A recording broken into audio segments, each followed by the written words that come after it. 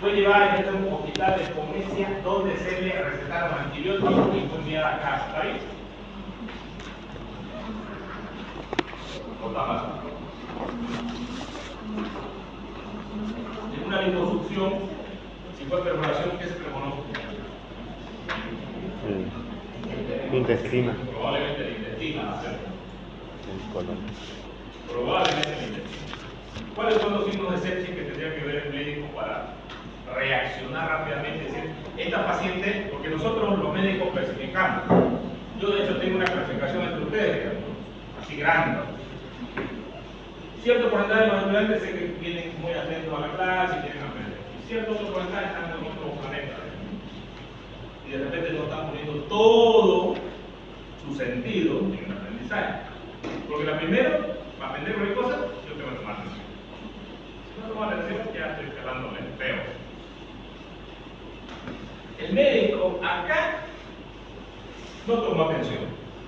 Digo, no, esta paciente está loca, una liposucción no se complica.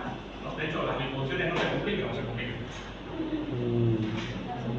Ustedes han escuchado a un familiar que le han hecho liposucción, que está feliz en la playa el otro día, o a los 2 días.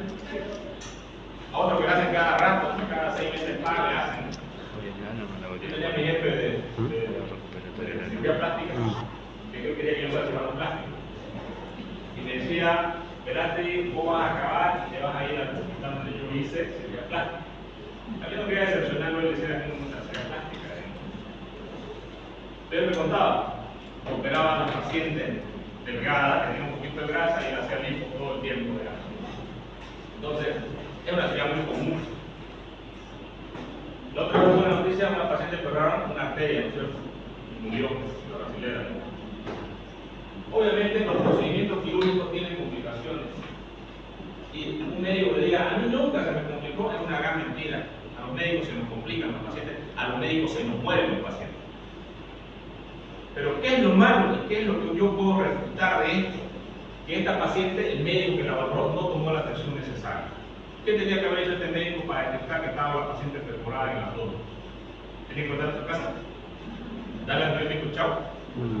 No. Tenía que haberle dado, internarla y observarla. Solamente con usted mirarlo al paciente, durante 12 horas se va a dar cuenta de muchas cosas. De repente la paciente estaba distendida. A la clínica probablemente tenía otros signos más la paciente. Y él tenía que haber hecho estudios. ¿Qué estudio le detectaría una perforación de intestino, por ejemplo? ¿Qué estudio? Una tomografía de abdomen. Simple, ni siquiera con contraste. Porque usted va a ver aire fuera del intestino. Pero un médico que sabe va a ver eso. Un médico que no sabe, o de repente, sí sabe, pero no le da la gana. A eso se conoce como negligencia. Bueno, si yo soy estudiante y yo veo una clase a aprender, tendría que escuchar lo que dice el profesor. Si yo no escucho lo que dice el profesor, estoy con mi celular, estoy en otro planeta, en otro mundo, qué sé yo. Entonces soy negligente con mi aprendizaje, no me está dando la gana de aprender. Y a los médicos les pasa lo mismo, por eso se habla de la negligencia médica. Es aquel médico que sabe que tiene que hacer una cirugía. Esperemos. ¿Esperemos qué? Que se muera. Eso espera. Yo tengo criterios para decir hay que operar a este paciente.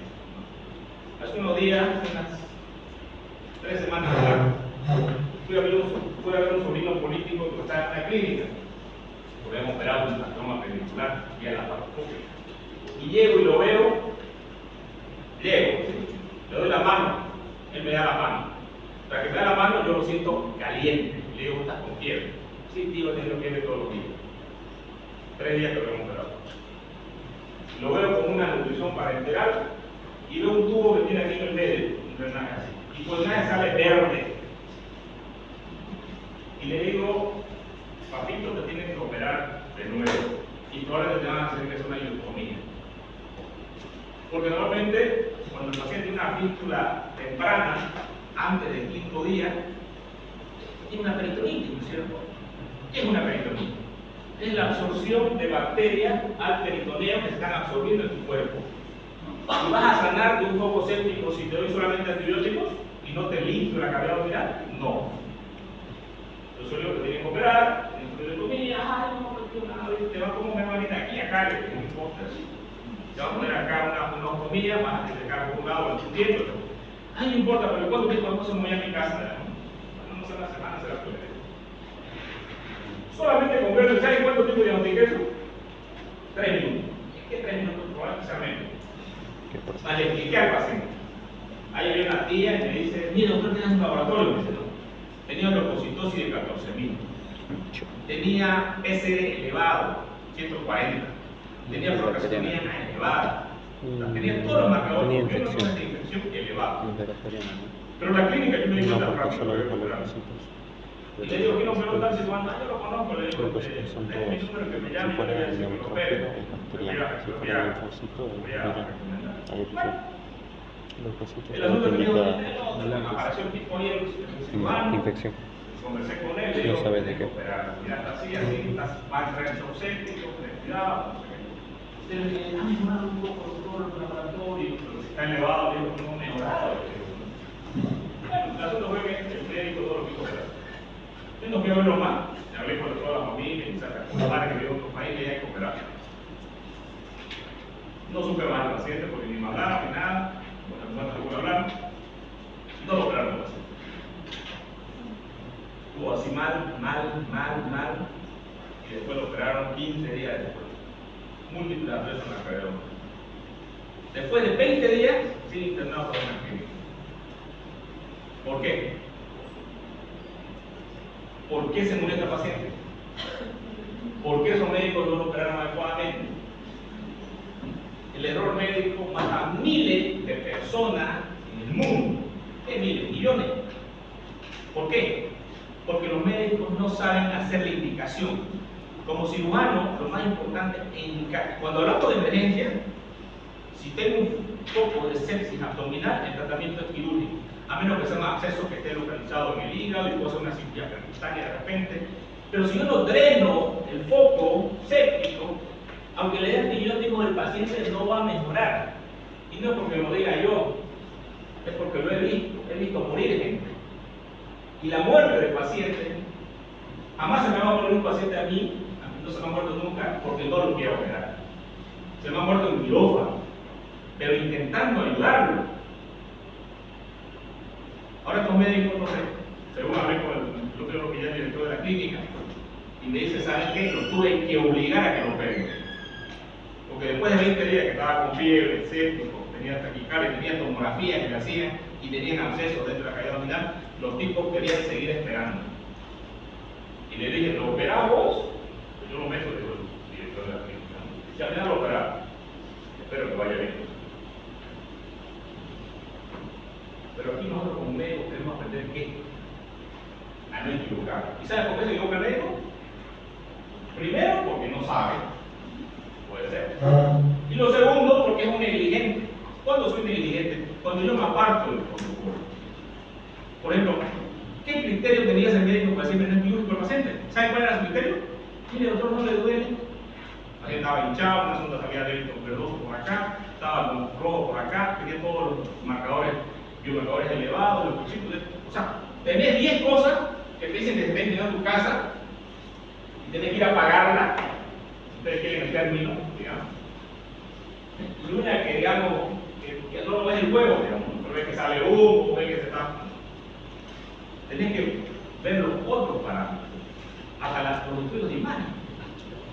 Entonces, en este caso, la paciente se muere porque el médico que la ve primeramente no toma la atención adecuada. La paciente hacen una autopsia y revelan que la paciente muere de una sepsis.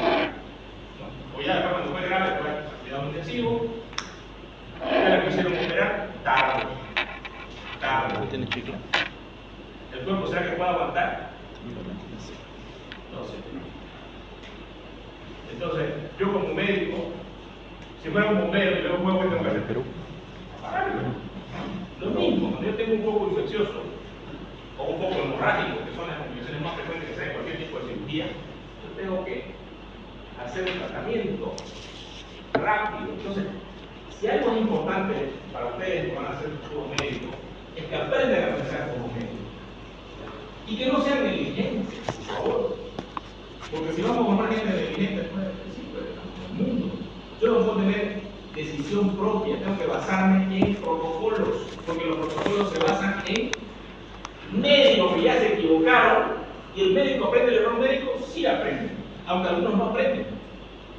Esto mismo que se les ha pasado esto, les pasa un caso igualito, lo mismo que les siguen esperando. ¿Por qué? O son negligentes o son burros. Alguien por ahí dijo, no, lo que pasa es que ellos quieren que esté más tiempo internado para cobrarles más. Puede ser. Hay gente que es así, o sea, hay médicos que lo hacen. Si vos querés ser médico, tenés que tener un triángulo. El triángulo es tener habilidades, tener conocimiento, y la punta del triángulo es tener ética. Yo, por ejemplo, si veo eso en un paciente, porque si me pregunta, digamos, cuando a mí me preguntan y dicen, doctor, hágame que consulte a este paciente que lo va a operar en tal clínica, yo voy. Y no me importa quién lo va a operar.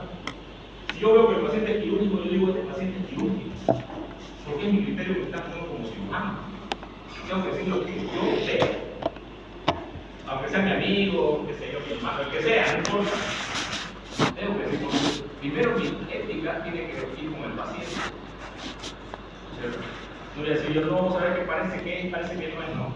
Tengo que decir lo que es. Entonces, aprendemos de los errores. Tenemos lo más importante para un médico es la seguridad del paciente. Todos nosotros estamos acá porque un día vamos a atender a una persona, a un paciente, y vamos a velar por este paciente. Y queremos que el paciente vaya bien. ¿Ya? Ahora, en este tema que vamos a hablar hoy día, voy a hablar sobre la nutrición. La nutrición es muy importante porque todos los que estamos acá no podríamos vivir sin alimentarnos, ¿cierto? Nos vamos a desnutrir, ¿no? Algunos podamos vivir un poco más o más gorditos como yo. Porque las reservas de grasa pueden hacer que una persona sobreviva sin comer varios, inclusive a veces hasta meses, ¿cierto? Pero una persona delgada probablemente no tiene reservas de grasa, no va a poder. La nutrición, ¿por qué es importante en el paciente quirúrgico? Porque un paciente quirúrgico que sea sometido a una cirugía, que sea un paciente quemado, que tenga una pancreatitis, que tenga un cáncer, lo que tenga el paciente, para la cicatrización de tejidos requiere tener proteínas adecuadas, una nutrición adecuada. La nutrición también es importante porque nos apoya en la parte inmunológica. Entonces, ¿para el pronóstico también es bueno? Sí.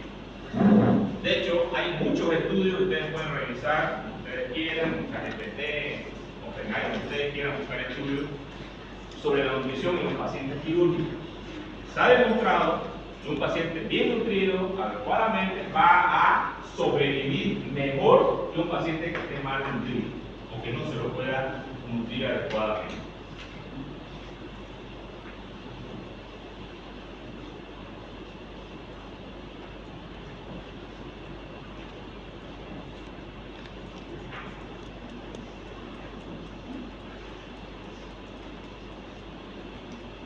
Este doctor era un residente, fíjense, residente de cirugía. Y siendo residente se dio cuenta de problemas que había con los pacientes. Por ejemplo, un problema que había que no se podían nutrir a los pacientes. Antes de los hospitales en 1900, cuando vieron los residentes. Y él dijo, y la verdad que todas las personas que han encontrado una solución a los problemas de los pacientes son personas que se enfocan en el problema y tratan de buscar una solución. Y este médico primero hizo trabajos en animales para poderlos nutrirlos por vía endovenosa. Y luego siguió avanzando con otros colaboradores y empezó a nutrir niños que tenían atresia del intestino. O sea, niños que nacen no tienen el intestino. Y los empezó a nutrir por vía endovenosa. Y gracias a él se aplicó en el mundo la nutrición parenteral. ¿Qué es la nutrición parenteral? La nutrición que va por la vena. Hasta el día de hoy, mi sobrino que está internado se salvó gracias a la nutrición parenteral. Porque ha estado alimentando, a pesar de todo con la alimentación ha perdido como 20 kilos. Obviamente todos los días con fiebre, un proceso séptico crónico, sin tratamiento quirúrgico en el paciente. Acá, por ejemplo, ustedes pueden ver una fotografía. Fíjense. Este es un abdomen abierto con múltiples fístulas. Este paciente aséptico y está a punto de morir. en una clínica hace unos 9 años, no recuerdo bien, o 13 años, algo por ahí. Donde ya su equipo cirujano le ha dicho que no hay solución y que vaya, o que le mete un cajón a la esposa, le vaya un cajón, no se va a morir unos días más. Bueno, el asunto es que apareció el doctor Gracia por ahí, vieron interconsulta, y el doctor Gracia dijo, sí, se puede salvar. ¿Por qué dijo el doctor Gracia que se puede salvar? Porque ya había salvado casos iguales. Y justamente también empezó esto en mi residencia. Cuando yo era residente, vi casos de pacientes que morían por estos problemas de pintura. Y vi tratamientos que se hicieron en otras partes del mundo, se hacían en Argentina, se hacían en Honduras, de pacientes que estaban así, y les hacían un sistema de aspiración para que todo el contenido salga al exterior. Y empieza a tratar lo que se llama la sepsis. Este paciente no va a beber con ningún tipo de cirugía. De hecho, yo entré una sola vez a quirófano. El paciente había entrado 20 veces ya con otro tipo de cirugía. Y ellos se cansaron, porque obviamente, ¿qué pueden hacer ustedes con este abdomen? Si no tienen, no pueden distinguir el intestino actual. Agarrar y dar un punto sobre una fístula es que se vuelva a abrir. Eso a mí yo lo sé.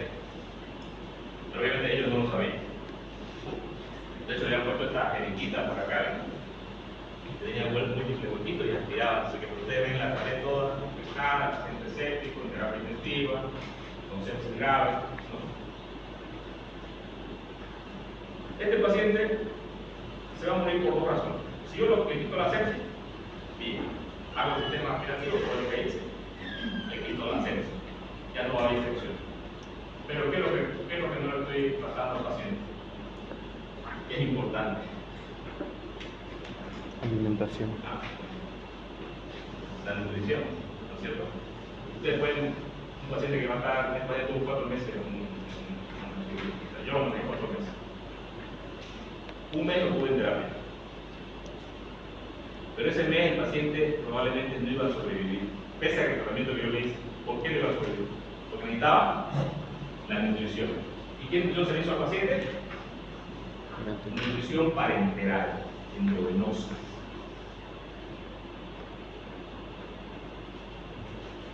Este es el paciente, este es el sistema de aspiración que se le hace en una esponja que se coloca acá, se coloca un global, hay una sonda que se multipperfora y va a un aspirativo, a un back continuo y aspira constantemente. Entonces, esto empieza a mejorar lentamente, a mejorar, además que esto va cerrando, va cerrando, va cerrando. El paciente más o menos tuvo un mes de terapia, se la resumo, digamos.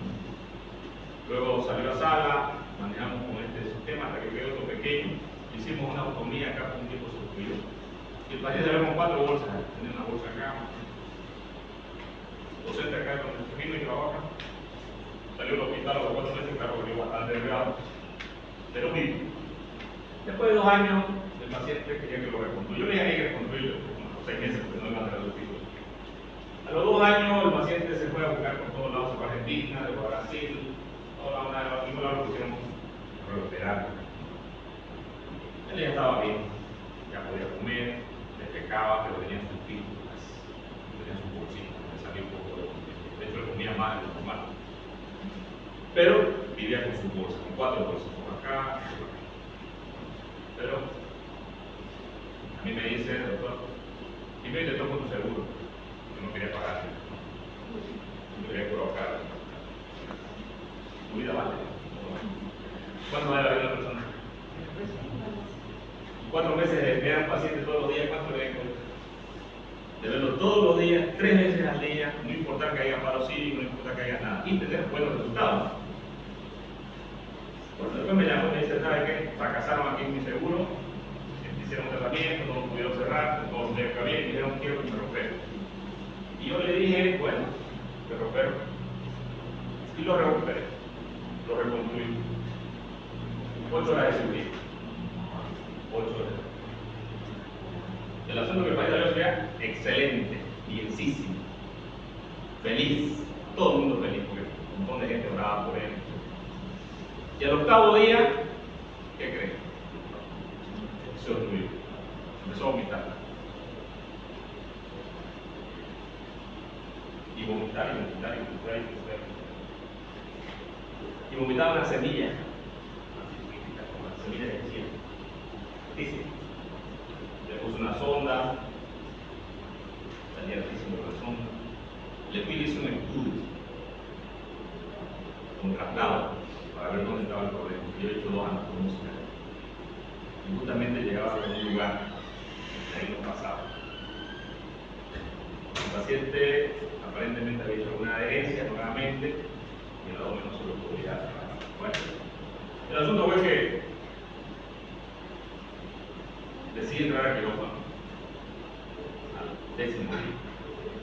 Entro por acá, por allá, todo ahí.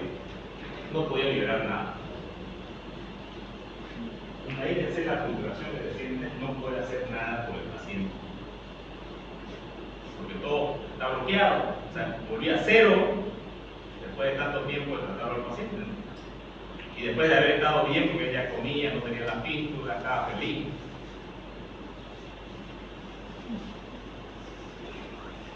Entonces, no decidí explorar más. En ese momento pensamos con el equipo de la mujer cirujana, por lo menos quiero aliviarle la sonda. Yo sé que el cuerpo al final se recanaliza, si tiene una función se va a recanalizar. Hice una gastrostomía.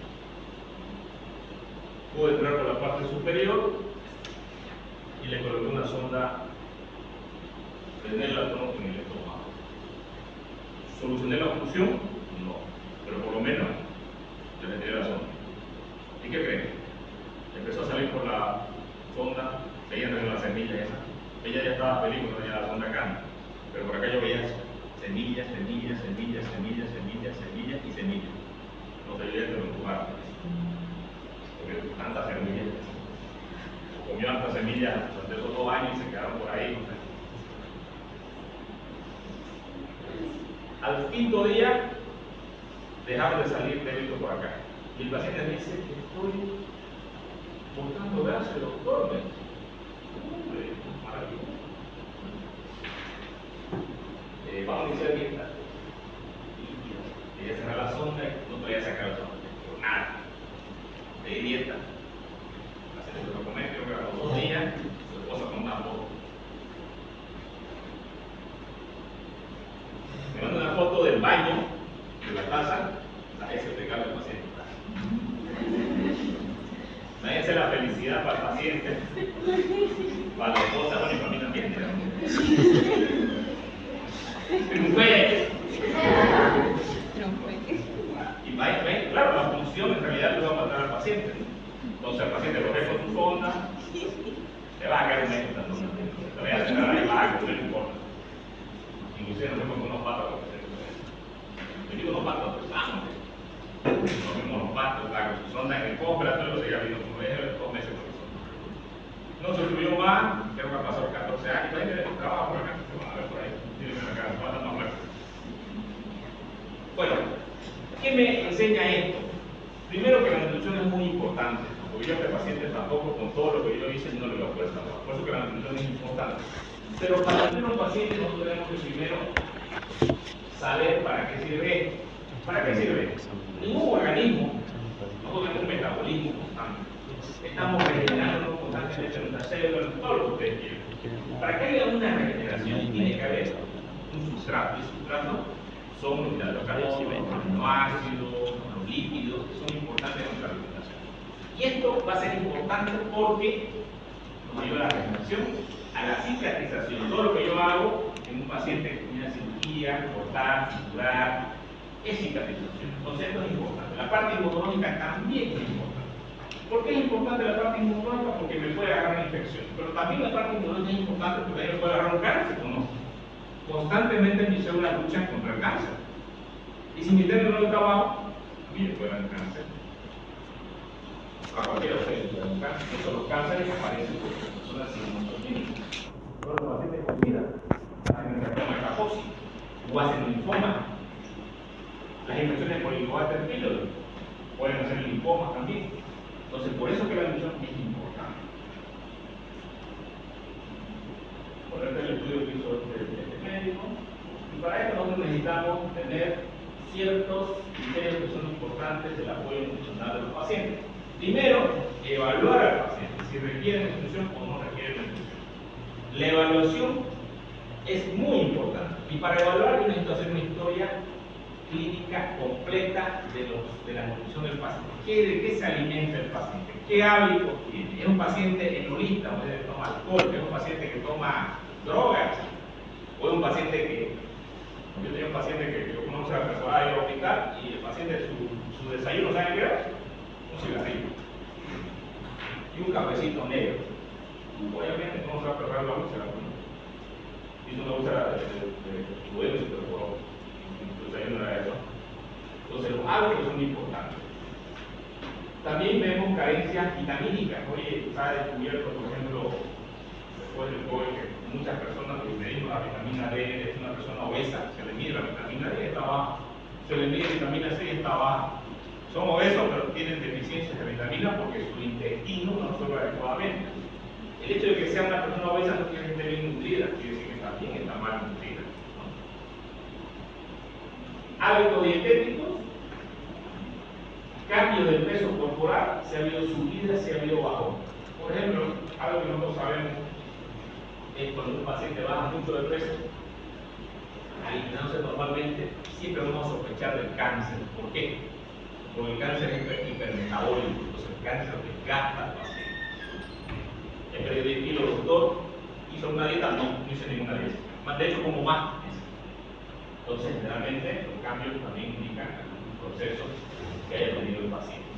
Algunas enfermedades como la diabetes también pueden hacer que el paciente disminuya de peso. Y para eso es importante tener en cuenta algunos parámetros que son importantes. Vamos a valorar peso y talla, el famoso índice de masa corporal.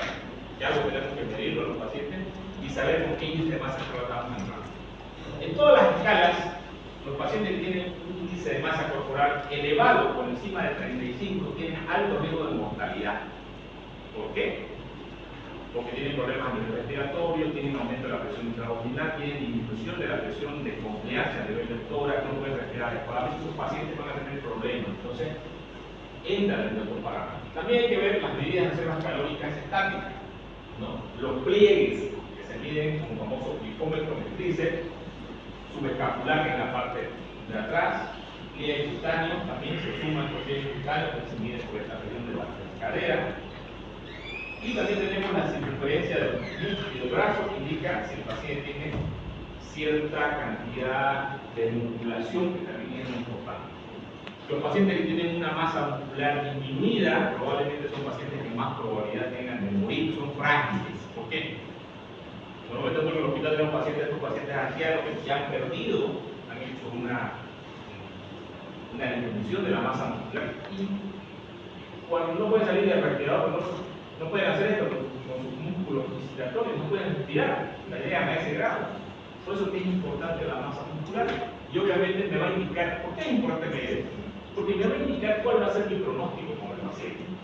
Si yo veo un paciente que tiene un MC35, ¿tiene el riesgo de mortalidad? Tiene, de cualquier cirugía que le haga.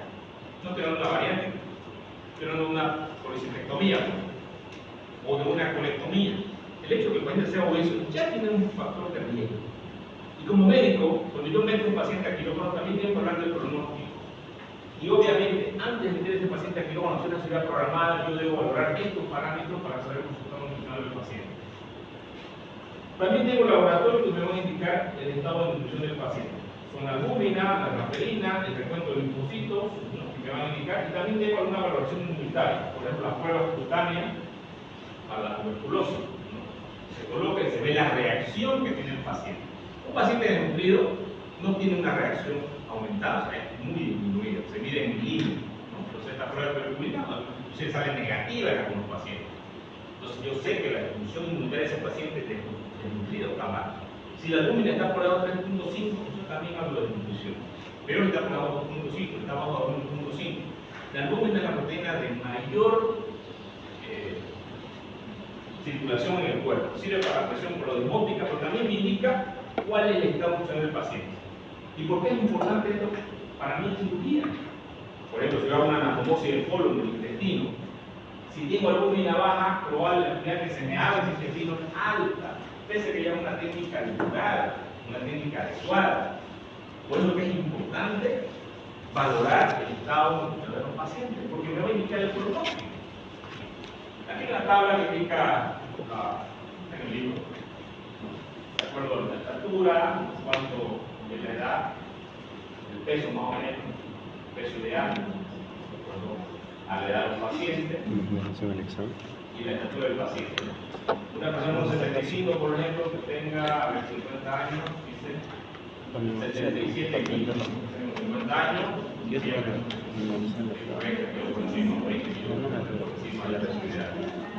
Pero me sirve para valorar esto. Hoy en día, nosotros tenemos que tener los médicos una indicación. ¿Cuándo usted indica que le va a hacer nutrición o no a un paciente? ¿Cuándo indica? ¿Cuándo indica? Bueno, ¿cuándo yo le voy a indicar? La alimentación endovenosa, ¿cuándo le indico? Padecimientos que impiden la dieta por vía oral. Cuando yo no puedo administrar alimentos por vía oral, ¿en qué situaciones usted no puede indicar alimentos por vía oral? Cuando haya un tumor acá en la boca, o en la lengua, o tenga un tumor en el esófago, o tenga una lesión de esófago, una fístula esofágica, una fístula gástrica, una fístula extracutánea, que pacientes que tienen aquí, un megacolon tóxico, o un paciente con neoplasias. Pero también tenemos los otros procedimientos con gasto energético alto. ¿Qué me indicará un procedimiento con gasto energético alto? Una cirugía mayor, una colectomía, por ejemplo, en un paciente, ¿no? Una hepatectomía, por grande. Entonces, un paciente que tenga un traumatismo, que tenga fractura de fémur, trauma hepático, por ejemplo, el caso de la niña, ¿se acuerdan de esa niña que un caso que recién nos llevó a la hospital a poner? Una niña de 13 años que va con su amiga, bueno, no sé si era su amiga, y la apuñala, en el cuello, ahora, lesión lengua, lesión tráquea, lesión pulmón, luego tenemos que sacarle una procedimiento de pulmón, lesión hepática, lesión diafragmática. Eso es muy impresionado. ¿Sabe por qué vivió esa paciente? ¿Sabe por qué vivió? ¿Por qué? Por el doctor. No. ¿Sabe por qué vivió? Primero, si es una paciente pediátrica, es normal que haya traumas en los niños. No. ¿Qué hospital tiene los recursos para atender un paciente que tenga un cirujano vascular, un cirujano autora, un cirujano pediatra, una terapia intensiva pediátrica? ¿Qué hospital tiene eso? ¿En América? No. El hospital japonés. Esta paciente tuvo una hemorragia masiva y también el médico que hizo el prehospitalario es un médico para destacar su trabajo, porque el trabajo médico para el prehospitalario fue colocarle un paquete regular y mandarla rápidamente a la hospital japonés. No pensó en mandar a una clínica, porque ahí ¿qué pasa? Pierdo tiempo, ¿no es cierto? Y probablemente la paciente iba a morir. La paciente ya está en terapia en riesgo de muerte, pero está saliendo. La parte del pulmón en la que se está cortando. Lo demás está todo resuelto. Entonces, los padecimientos que indican gasto alto energético, yo le he dicho función parenteral. Si un paciente tiene pancreatitis y no puedo alimentarlo, tal pancreatitis severa, voy a hacer función parenteral, ¿no? Un paciente con una quemadura extensa, también tengo que hacer función parenteral. Un paciente con insuficiencia hepática, insuficiencia renal, insuficiencia cardíaca, son pacientes que tienen insuficiencia hepática no producen proteína. Entonces, el paciente va a tener problemas. Estos son los pacientes del hospital. Yo sé que ustedes recién están yendo a los hospitales. Recién están como que en una transformación. Porque van a hacer aquí la teoría y lo apliquen. Por eso que la base de la pirámide tiene que ser habilidad y conocimiento. ¿De qué sirve tener conocimientos si yo no los aplico? ¿De qué sirve? De nada. Porque si yo no practico algo, me voy a olvidar. Por eso que la medicina yo tengo que practicarla. Y algo que es importante que cada vez los alumnos cuesta más que los alumnos entiendan, es que deben ser buenos observadores. El médico tiene que ser un buen observador. De hecho, siempre que ustedes vean a un médico, que el médico parece que no lo vio, sí lo vio. Sí lo veo, porque los médicos tienen esa percepción más rápida y después se hace loca para que vean si los saludan o no saludan. Cuando voy al hospital, yo tengo que ver todo mi cuadro. Por ejemplo, todavía hablamos a algunos estudiantes de la Católica, estaban viendo un paciente y yo estaba haciendo la historia clínica, contándole. Pero al frente de ellos había otro paciente que tenía una bolsa de colostomía acá el paciente, estaba con las piernas cruzadas así, y la esposa estaba ahí, encima de la barriga del paciente durmiendo, con la bolsa de colostomía a la hija de su cabeza. ¿Qué me indica ese cuadro a mí? Digamos, yo veo ese cuadro así. Le pregunto a los estudiantes, ¿quieren ustedes paciente de adelante? ¿Vieron al paciente del lado de su paciente? O sea, que el alumno va así, digamos. Ve el paciente nomás que está ahí, nada más. Y lo primero que ustedes tienen que aprender cuando van a un hospital, que van ustedes a hacerlo, y después van a hacer yendo al hospital a varias cosas. Todo. Uno llega al hospital. Uno ve muchas cosas ahí. Pero si yo estoy con mi celular de repente ahí, ¿no? Hay unos TikTokers que supuestamente enseñan y no enseñan nada. Voy a ver lo que realmente tengo que ver. Porque al final yo no voy a atender mi celular el día de mañana. Voy a atender pacientes. Pacientes que van a estar en una cama y pacientes que tienen un problema, como ese paciente. ¿Será que yo debo curar con ese paciente que plantea o no?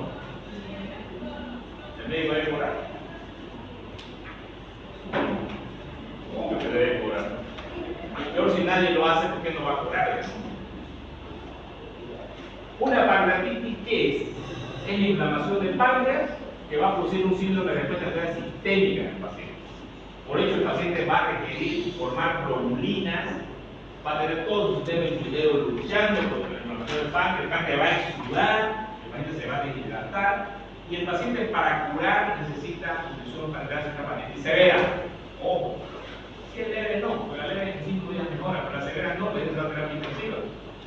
Y a veces le tiran un mes en terapia intensiva. Justamente ayer vimos con unos estudiantes, una paciente que tuvo 4 meses en el hospital, y esos 4 meses, 2 meses estuvo en terapia. Ella tuvo una colecistitis y hizo un cálculo en colédoco, le pidieron una RCP y una pancreatitis o RCP.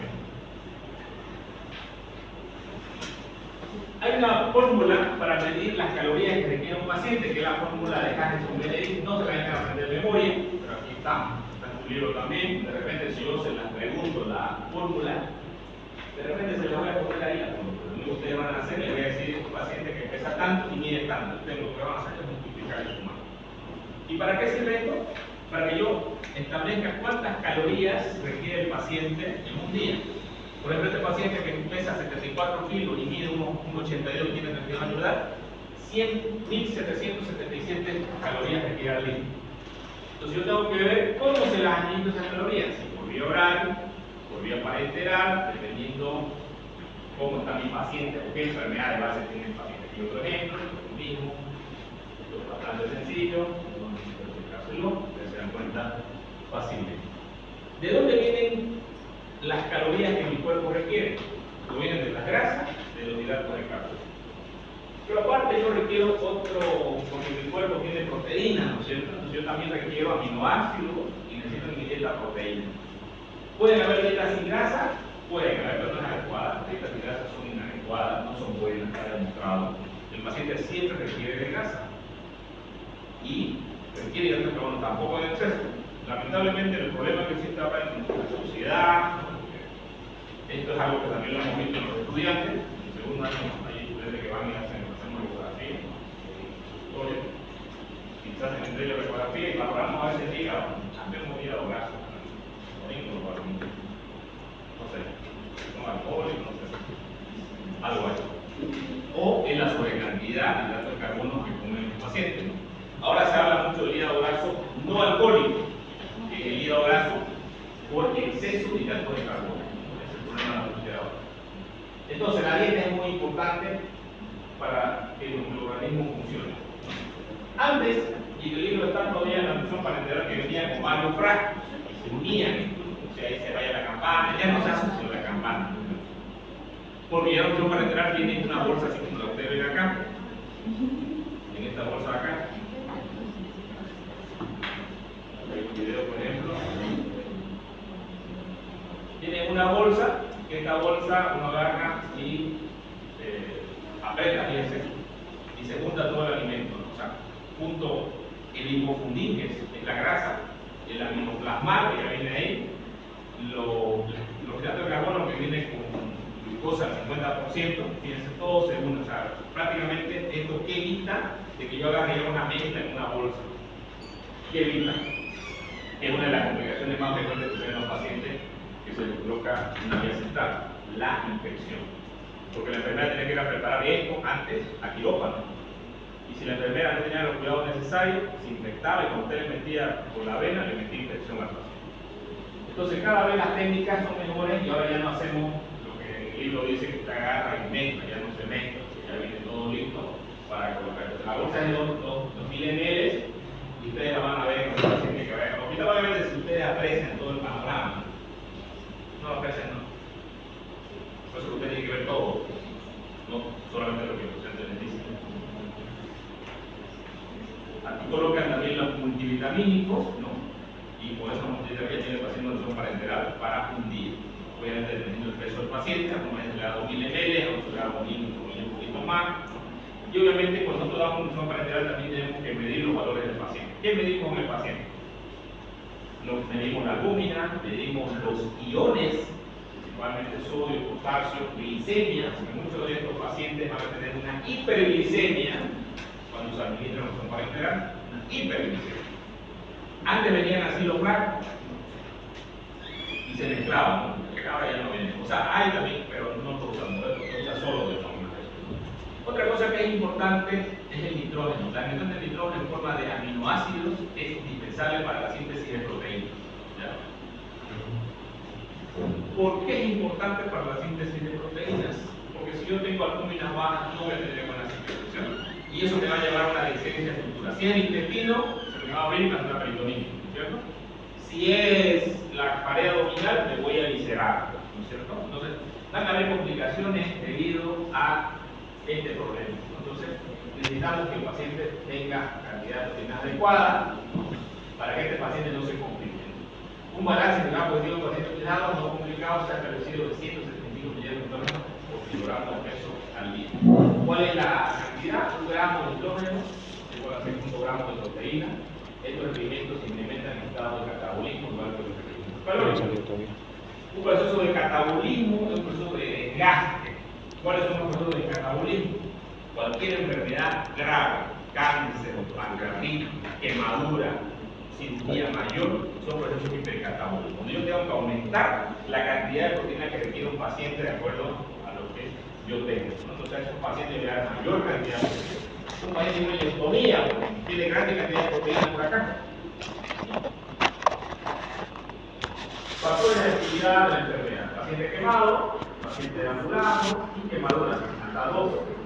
Todos los pacientes son los pacientes que están en hipercatabolismo. También el paciente requiere agua, y el agua es una fórmula sencilla, como dice en la pregunta de examen, pregunta para su vida, lo más importante que para su vida como médico. ¿Cuánto es la cantidad de líquido? 30 a 50 mg pesos por día.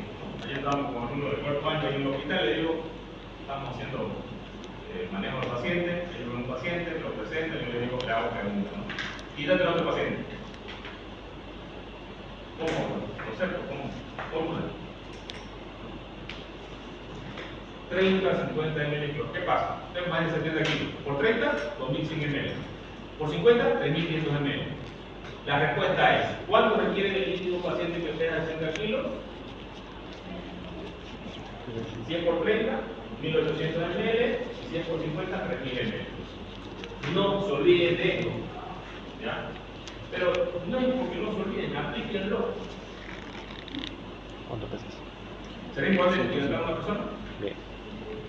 Si yo lo hidrato bien, lo puedo deshidratar. Si lo hidrato mucho, lo puedo sobrehidratar. Las vitaminas son importantes. Vitamina C, la vitamina B, sí, la vitamina K, son importantes para procesos enzimáticos y metabólicos que va a tener en el cuerpo, que son importantísimos. Algunas hormonas, ¿no? La vitamina D3, por eso creo que tiene bastante actividad. La vitamina A para la piel, la vitamina D La vitamina K, los pacientes que tenían vitamina D baja en el COVID tenían porcentaje de morir más fácilmente. Vitamina K para la coloración, la vitamina A para el cabello, la uña, tiamina, neurapina, niacina, todas son complejos B. Muchas de estas son para los glóbulos rojos, la vitamina B12, por ejemplo, importantísimo para los pacientes que hacen la famosa anemia megagoblástica. La vitamina C, muy importante también. Todas las vitaminas son importantes. También los electrolitos son importantes y también el paciente que puede perder estos electrolitos por una fístula, por el vómito, por la diarrea, inclusive por fiebre elevada que tenga constantemente el paciente y por la sudoración excesiva puede perder grandes cantidades de líquidos. Si tiene fístula en la cavidad del riego, valorar completamente a mi paciente, ¿no? Y obviamente las fístulas que tiene un paciente pueden llevar a pérdidas demasiado líquido y electrolitos. Yo tengo que responder esas pérdidas porque el paciente puede hacer disturbio hidroelectrolítico. El peor disturbio que puede haber es la disminución del potasio, que puede llevar a arritmia y a paro cardíaco. Yo tengo los requerimientos de sodio, 50 a 120 mg, bien, 40 a 120 mg, luego 50 a 120, luego 20 a 60, magnesio 25, y calcio 10. Otros oligoelementos que son ciertas sustancias que vienen en pequeñas cantidades, pero son esenciales para ciertos metabolismos y que alteraciones de cobre, por ejemplo, hay una enfermedad que parece una enfermedad de Wilson, que produce una hepatitis autoinmune, son pacientes de degeneración, son ciertos quelantes del cobre, por eso les estoy haciendo sangre. Entonces, si hay disminución o si hay aumento de estos pequeños oligoelementos, también puede haber algo de aluminio. Sé que los pacientes que tienen diálisis no pueden eliminar el aluminio del cuerpo del paciente por la diálisis. Y realmente los pacientes hacen el cuerpo de aluminio bastante elevado y al final mueren debido a esto. Bueno, otros que son el hierro selenio, los ácidos grasos esenciales, también la aplicación tópica en la piel, inclusive algunos ácidos grasos que podrían absorber por la piel y podrían nutrir a los pacientes. También la nutrición por la vía rectal, se usaba también cierto aceite, como el aceite de coco, para nutrir pacientes. Cuando vía por vía rectal, se usaba la novia de la alimentación para esperar. Bueno, aquí va la modelo de reparación, que antes se hacía así, se juntaba todo, tenía el ambiente, pero había 3 ámbitos que podíamos usar, que lo voy a pasar. Bueno, otra cosa que es importante, ¿dónde coloco la vía? ¿Dónde coloco la solución para esperar? Como es una solución hipertónica, si uno la coloca en una vía periférica, me va a producir una tromboflebitis. Entonces tengo que colocarla en una vía central, ¿ya? Para evitar esto de los hipertónicos. Se aconseja la vía cava superior. Entonces yo voy a hacer una fusión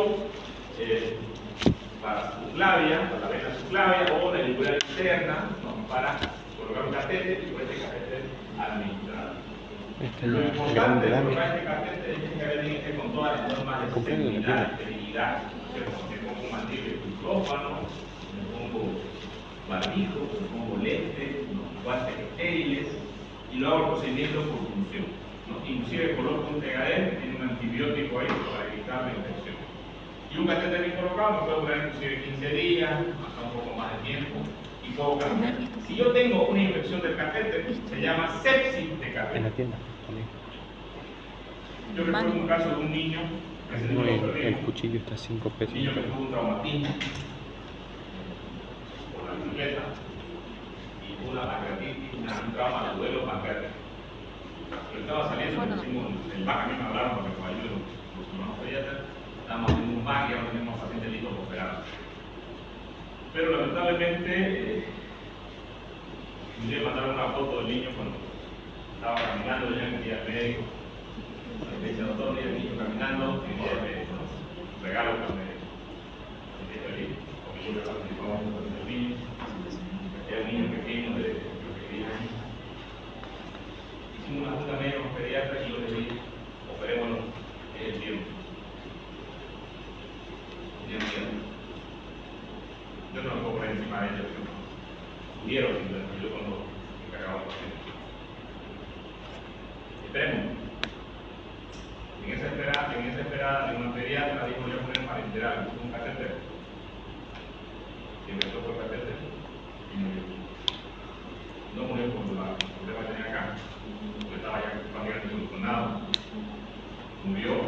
por hacerse cargo. Por eso es importante tomar la toma de decisiones en el momento necesario. Yo espero mucho que los pacientes se pierdan. Yo les mentiría si les diría, no, nunca se muere para ella, sí, se mueren los pacientes. Pero nunca se me van a morir porque yo diga, no lo voy a operar. A menos que realmente no requiera cirugía. Pero cuando tengo que estar seguro que no requiere.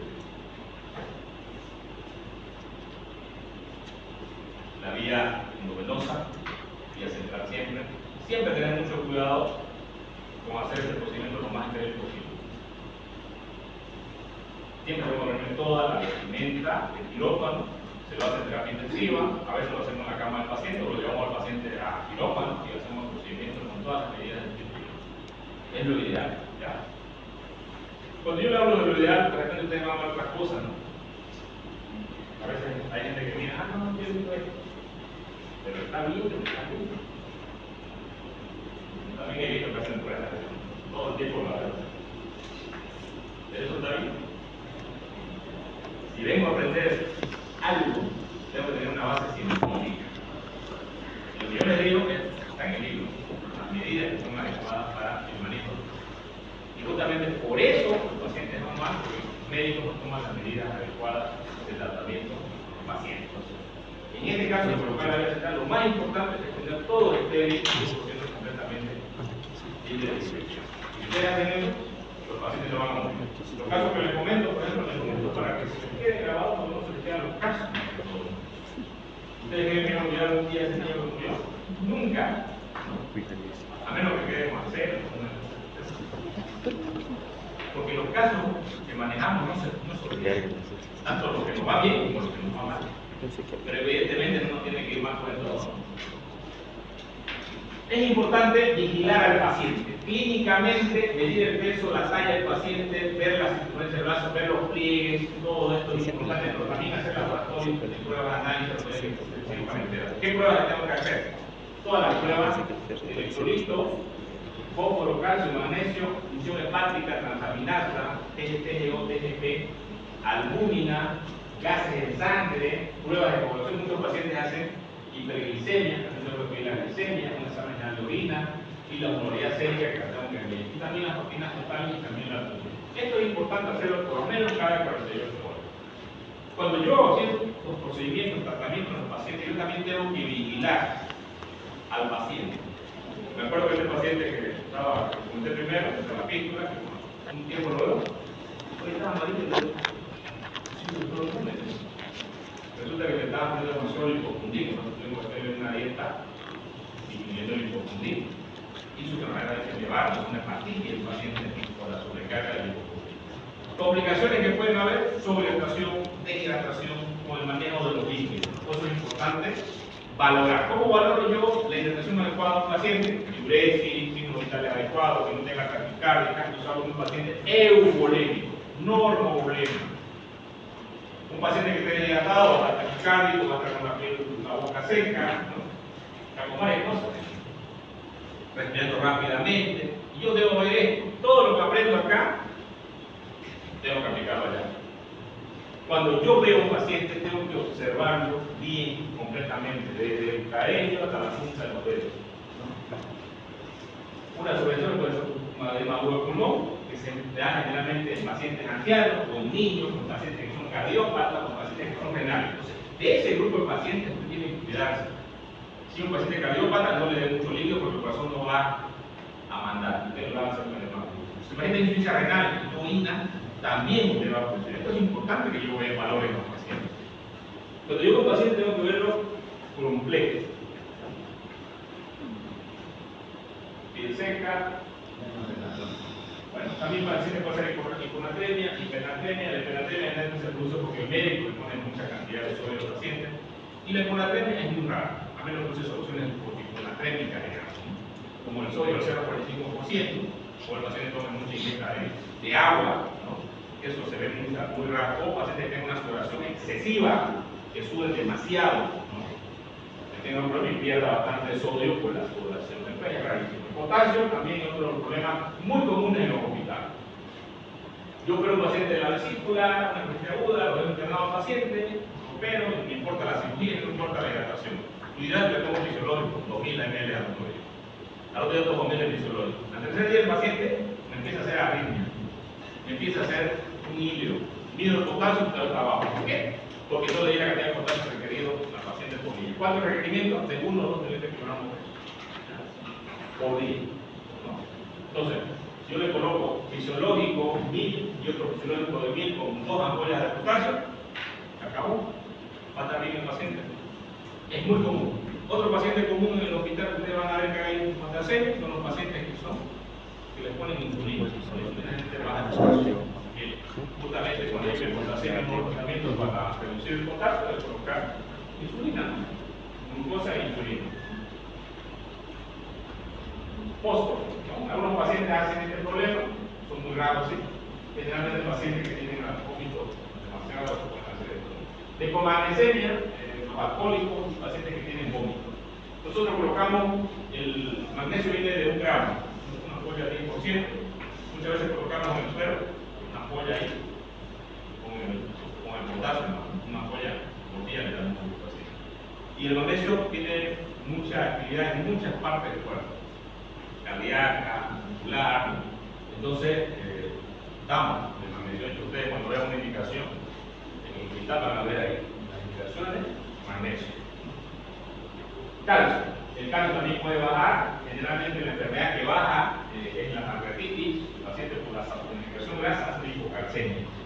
Pero si yo lo mido, pues puedo darle calcio al paciente siempre con cuidado, pasar lento, en 1 hora, con 30 minutos, y evitar pasarlo rápido, el paro cardíaco, evitar mezclarlo con otras soluciones, con el bicarbonato, por ejemplo, se puede cristalizar el calcio y puede producir otras lesiones en el paciente. Entonces siempre se coloca lento, ¿no?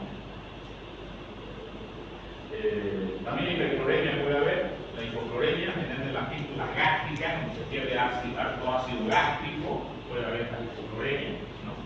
Entonces estos disturbios ustedes no van a ver en pacientes quirúrgicos, aquellos que tengan pacientes con fístulas, con sondas, con débitos, así.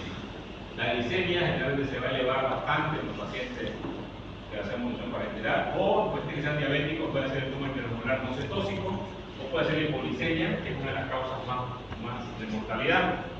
De hecho, hay un aforismo en medicina que todo PNPD, la evidencia, sudoroso, pálido, hasta que se demuestre lo contrario, que puede ser hipoglicemia. No pensé que esté infartado, no pensé que estoy hipoglicemia. Una de las cosas que nosotros hacemos para que llegue un paciente así, le medimos la glicemia. Ya con la glicemia baja, empezamos a iniciar hiperdosa al 73% o hiperdosa al 50%. Muy rápidamente recuperamos.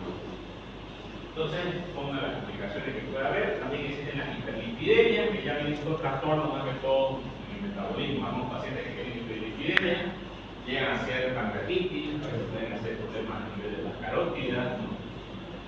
Hiperamonemia, aquellos pacientes que tienen insuficiencia hepática, que el amonio se empieza a elevar tanto que el paciente empieza a tener problemas a nivel de una encefalopatía hepática por hiperamonemia. Limitación grasa del hígado, la colitasis.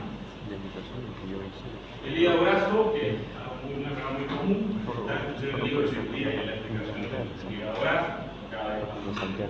Complicaciones del catéter, lo que les decía, para la colocación, con el neumotórax con el molear. El neumotórax es porque me pasé, en vez de darle a la arteria, le di a la pleura, puede suceder en la función. El neumotórax, lesioné la arteria, y el tórax, me pasó el catéter y lo puse en la pleura.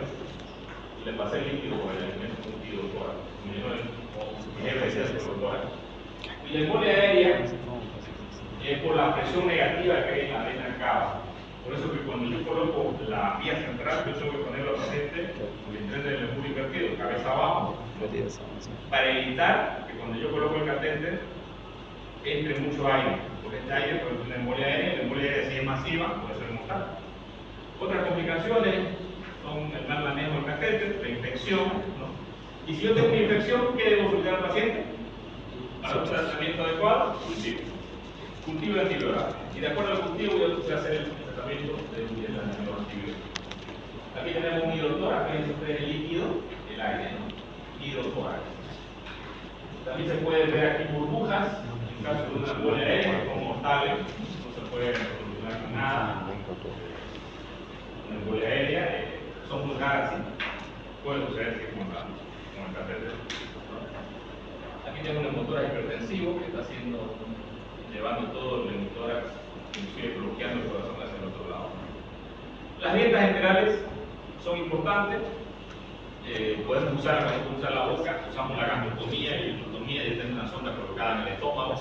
Para la gastrostomía existen varios tipos de procedimientos. Tenemos la gastrostomía que es abierta, la percutánea y la gastrostomía puede ser también por endoscópica.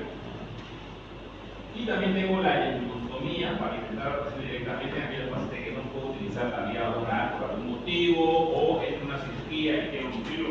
Había un protocolo de pacientes con intramuscular que operaban el hígado, por ejemplo, cualquier enfermedad del abdomen, les hacían una inyección a todo. Y el pronóstico era muy bueno, porque rápidamente ellos pueden iniciar una reducción enteral.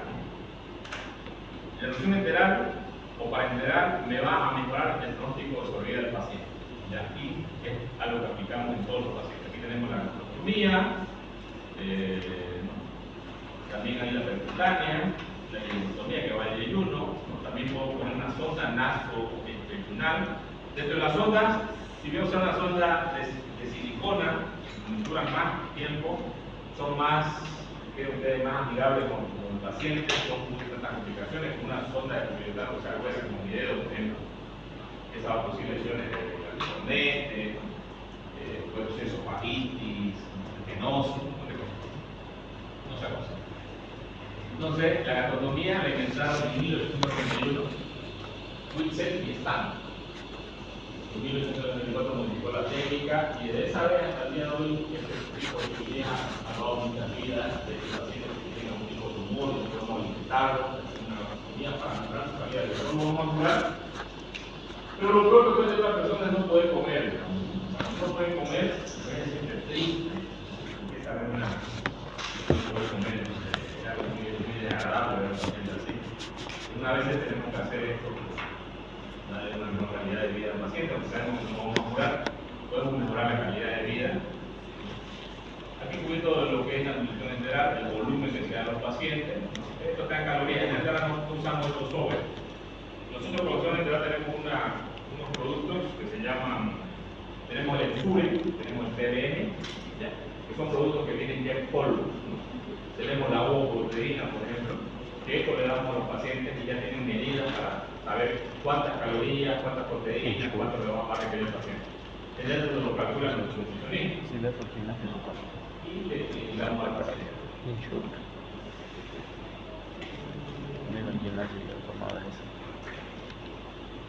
Bueno, lo importante para que yo inicie una alimentación enteral es que el intestino funcione, que el intestino absorba. ¿Ya? Algunos pacientes, cuando hacemos resección del intestino, pueden quedar con intestino bastante corto, se llama síndrome del intestino corto. Entonces, estos pacientes, aunque yo le dé nutrición, el paciente no la va a poder absorber adecuadamente. ¿Cuál es la bondad que tiene el intestino? La bondad que tiene el intestino es que se adapta. Y la verdad que al día de hoy se demuestra porque hay personas que con poco intestino tienen una absorción completa de los nutrientes. Y otras mujeres que con un segmento muy pequeño intestino hacen un síndrome de intestino corto. La adaptación. El intestino aumenta su superficie de microvellosidades y puede absorber mayor cantidad de nutrientes. Esta es la adaptación. Pero no se ha sabido por qué algunos se adaptan mejor, otros pacientes mejor y otros no. No se sabe todavía por qué, pero sí lo hemos visto en la práctica. Muy bien, las dietas enterales. Ya hablamos de esto. Eso entre la reflexión. De la preparación, ya les dije cómo se prepara.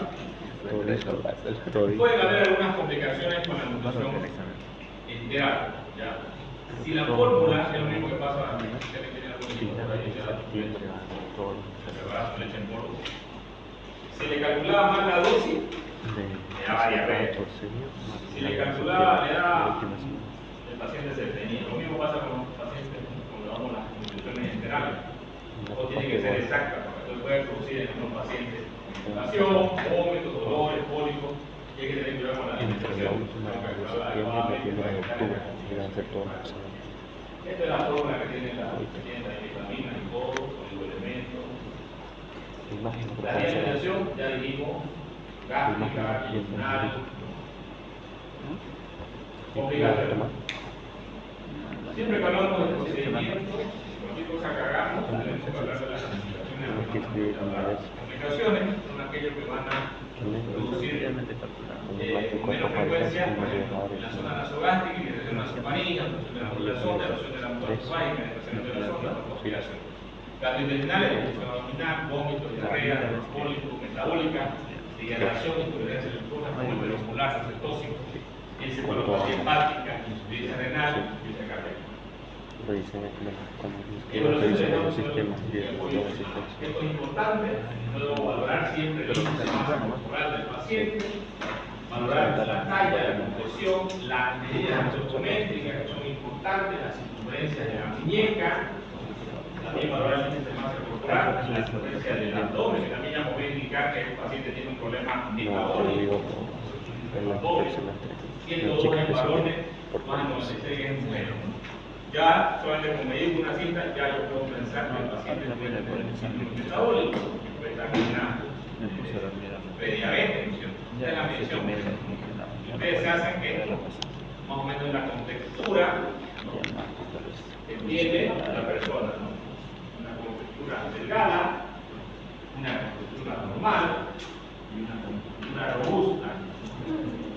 Lo que dice acá, también depende de la mano. La mano es chiquitita. La mano grande. Sí, mira. Hay una persona que tiene manos bastante grandes. Tesora. El peso es importante, la medida de la cintura, por encima del ombligo, una cinta, ya me puede dar ciertos parámetros para saber si debo pedir otro laboratorio del paciente. Peso mínimo y peso máximo. Varón, talla metro por 2 por 23, es una fórmula, la mujer talla metro por 2 por 20, son las fórmulas que da el libro.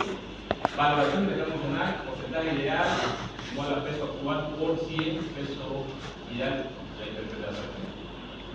Menos de 70.